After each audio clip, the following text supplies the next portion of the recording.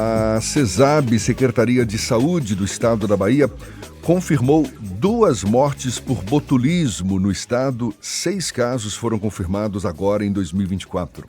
Um dos pacientes recebeu alta, enquanto 3 continuam internados no Instituto Couto Maia, em Salvador.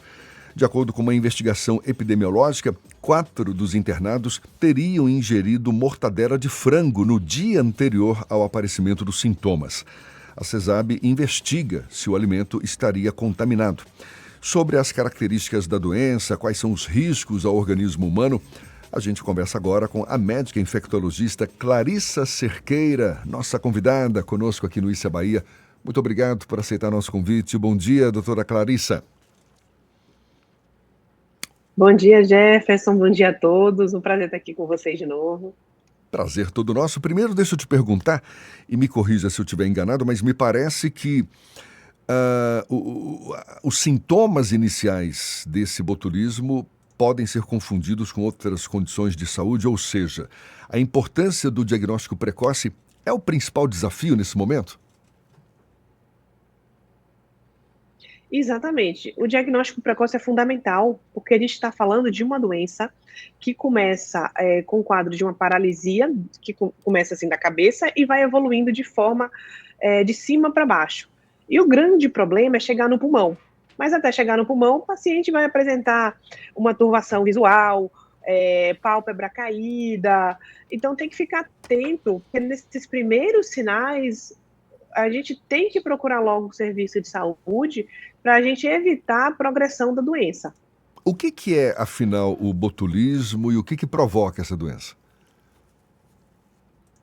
Então, o botulismo é uma doença causada por uma toxina. Então, a famosa toxina que a gente usa para paralisar os músculos faciais, para fins estéticos, é a mesma toxina, só que nesse caso a toxina é em grande quantidade ingerida, né? Aí vai para as terminações dos nossos nervos, levando essa paralisia. A senhora está E se essa referindo, paralisia, se referindo ao Botox? É a mesma toxina Isso, utilizada pelo exatamente. Botox. Ah, tá. Sim. E assim, quem já usou Botox sabe, né? Você paralisa a musculatura Sim, e exatamente. quanto tempo dura o Botox aí? 4, 6 meses, né? Então, é o tempo da paralisia também do botulismo. É um período prolongado, por isso que o paciente fica grave, ele perde o controle da musculatura, a musculatura fica flácida e ele não consegue respirar se isso chegar até o pulmão. Agora, uma toxina que nos atinge de que forma? Agora existe essa suspeita de que uma mortadela de frango poderia ter sido a causa de algum desses casos de botulismo aqui no estado. Tem fundamento uma suspeita como essa? Tem fundamento, porque o que acontece? A gente não é a bactéria em si que vai causar a doença, tá? É uma toxina que a bactéria produz. E essa bactéria, ela consegue formar algumas formas dormentes, bem resistentes à temperatura, ao calor, ao frio. Então, os alimentos, eles têm que devem ser processados de uma forma adequada e conservados de forma adequada, porque, eventualmente, se tiver esses esporos, que são essas formas dormentes, eles vão, em condições apropriadas, eles vão evoluir aí evoluir para formas reprodutivas da bactéria e vão acabar produzindo toxina. E essa bactéria é uma bactéria que não gosta de oxigênio, então embalagens fechadas, embutidos, enlatados, isso tudo pode, a depender das condições de conservação, são possíveis causas aí da transmissão dessa doença. Doutora, bom dia, Ernesto aqui. Aí nós estamos falando de um tipo de alimento que é muito consumido, principalmente para quem gosta de improvisar na hora de fazer alguma coisa. A gente consome muitos embutidos. Que cuidados a gente dá? Eu sei que não é o único tipo de alimento que pode vir premiado aí com a bactéria, né? Mas que sinais nos alimentos e principalmente das embalagens a gente pode ficar atento para pelo menos excluir a possibilidade de encontrar com a bactéria, como aconteceu com essas pessoas? Exatamente, é o que a gente pode fazer, tá? Primeiro, é garantir que a embalagem esteja íntegra. Como é uma bactéria que ela não usa oxigênio, para se reproduzir, para evoluir, né? Ela precisa de um ambiente de anaerobiose, sem oxigênio. Então, embalagens fechadas são as que têm maior risco, e ela produz gás. E esse gás, quando produzido dentro da embalagem, pode levar a um estufamento da embalagem, uma alteração da sua conformação. Então, fica atento, a gente tem que dar preferência para procurar alimentos que tenham a embalagem íntegra, evitar aí essas alterações que a gente reduz esse risco de alimentos aí possivelmente contaminados. Então, essa coisa da embalagem ficar inflada é por conta da difusão dos gases no interior, não é isso? Agora, isso acontece com embalagem de metal também, mesmo lata pode ficar estufada, né? Isso, mesmo lata. Lata de produtos, vou dar um exemplo, leite condensado, latas de alimentos em conserva como palmito, Milho. picles. Essas latas, elas podem se estufar eventualmente quando houver o crescimento da bactéria. Então, mas assim, a bactéria pode crescer e pode ou não produzir toxina, tá? Uhum. Mas ainda assim é um risco, então a gente tem que dar preferência para comprar essas embalagens, alimentos com embalagens íntegras, para a gente reduzir esse risco aí. Na verdade, bom mesmo é não consumir os embutidos, né, que tem outros malefícios que trazem, mas não exatamente por conta do risco de contaminação aí com a bactéria. Agora, tem algum outro sinal em embalagens plásticas, por exemplo, embalagens transparentes, tem alguma coisa que visualmente a gente possa identificar com possibilidade de contaminação? Então, não tem, infelizmente. É só essa alteração da embalagem que ajuda a gente, né, a ver isso, e a gente observar, vamos lá, data de validade, se o local está conservando de forma adequada esse produto, que são coisas que até não dependem muito da gente, né? O que depende da gente é escolher de forma adequada esse alimento. Mas o restante depende muito mais da vigilância para garantir que esses processos estão adequados. Para que tipo de sintoma a gente deve ficar atento para procurar ajuda antes que a doença se desenvolva e chegue à sua forma mais grave? Então, o primeiro sintoma, geralmente, que aparece é alteração visual, porque a doença aqui começa de cima para baixo. Então, o que está bem em cima aqui no rosto são os olhos. Então, a visão turva ou a pálpebra caída já tem, assim, já é algo bem atípico. Então, isso tem que motivar a procura do serviço de saúde, a procura de atendimento médico. Que em seguida, a depender da quantidade de toxina, isso vai progredindo, aí chega até a garganta, da musculatura que a gente engole também, ela fica flácida, fica paralisada, não consegue engolir, até depois acometer o pulmão e o paciente ficar sem conseguir respirar por uma fraqueza dessa musculatura.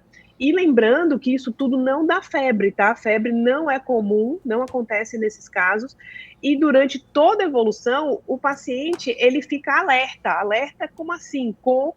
Consciente de tudo isso, é só uma paralisia que vai acontecendo. Então, apresentou o primeiro quadro, está achando que está com a visão diferente, o olho está caído, é o momento de procurar o serviço de saúde. Agora, tem alguma possibilidade de confusão com o diagnóstico, da gente, na base do Dr. Google, da automedicação, confundir com alguma outra doença ou achar que não é uma coisa tão séria assim e retardar essa procura por um médico?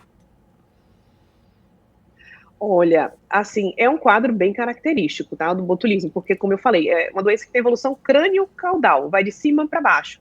Então, quando a pessoa já tem um quadro desse, a gente já imediatamente pensa em botulismo. Agora, assim, outras queixas que poderiam, outras doenças que poderiam acometer.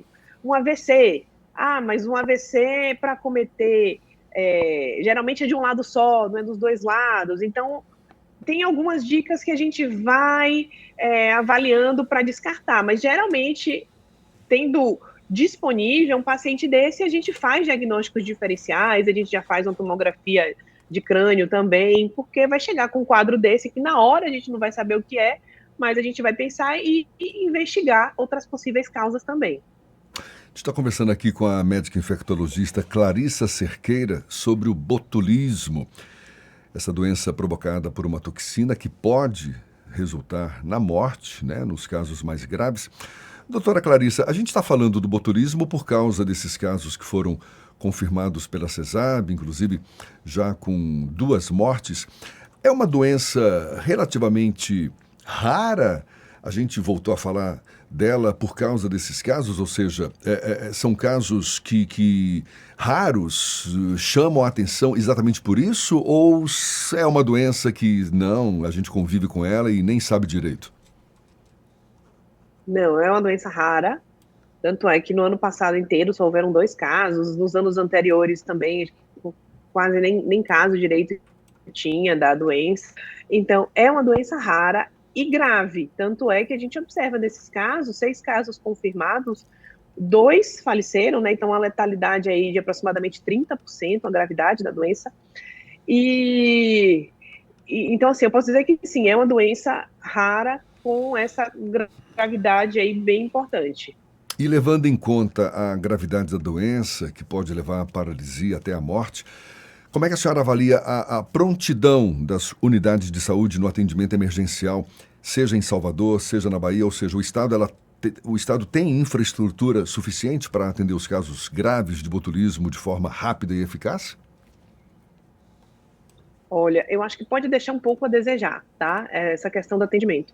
Porque, como o paciente apresenta um quadro neurológico, o ideal era você ter disponível exames como tomografia para a gente avaliar, e avaliar, como eu falei também, os diagnósticos diferenciais, porque o botulismo é uma doença rara, não é frequente. Então, a gente vai pensar também em outras coisas mais comuns, além do botulismo. E a doença progredindo, a gente precisa de um suporte de terapia intensiva, a gente precisa de unidades com médicos bem capacitados para manejar um paciente grave. Então, vai precisar de sedação, vai precisar de intubação, vai precisar de ventilação mecânica, aquele aparelho que ajuda a respirar, porque o paciente não vai conseguir respirar por conta da fraqueza da musculatura. Então, é um suporte que assim, a gente precisa de treinamento de médicos que ficarem atentos, que tem que ficar atentos para esses eventuais casos, e também de uma estrutura hospitalar por trás para ajudar no manejo.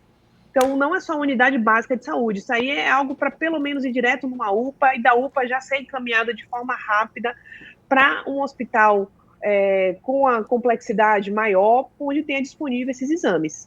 E tem um agravante aqui, me corrija se eu estiver errado, mas o soro antibotulínico, que é usado no tratamento do botulismo, ele é fornecido exclusivamente pelo SUS. Ou seja, isso pode prejudicar ainda mais o acesso, o tratamento mais adequado, eficiente na sua avaliação, ou não?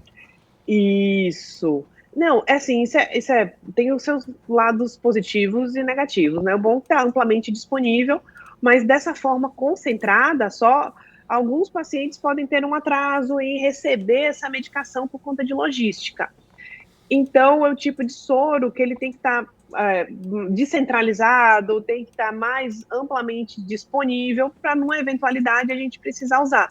Porque uma vez que a toxina ela se liga ao seu receptor, a gente usa o soro para evitar a progressão, para evitar que a doença piore, mas uma vez que já acometeu algum lugar, só o tempo vai resolver esse quadro do paciente, mas sim, a toxina ela faz parte do tratamento que evita essa progressão.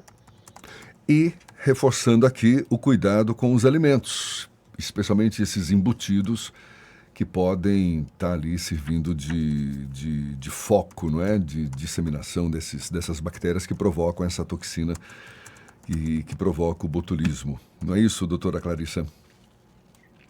Exatamente, ficar bem atento aí aos embutidos, enlatados, quem gosta de fazer conserva em casa também, ter muito cuidado com a forma, com a higienização desses produtos e conservação, porque, como eu falei, a bactéria, ela achando um ambiente propício, ela vai evoluir aí e pode produzir essa toxina.